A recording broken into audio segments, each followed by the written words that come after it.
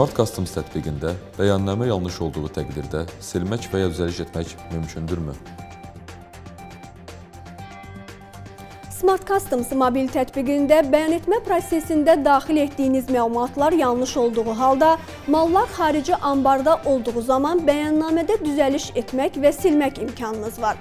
Sifariş etdiyiniz mal xarici ölkə ambarından Azərbaycan Respublikası ərazisinə yola düşübsə, elektron ticarət sadələşdirilmiş bəyannamədə düzəliş etmək və ya silmək mümkün olmayacaq.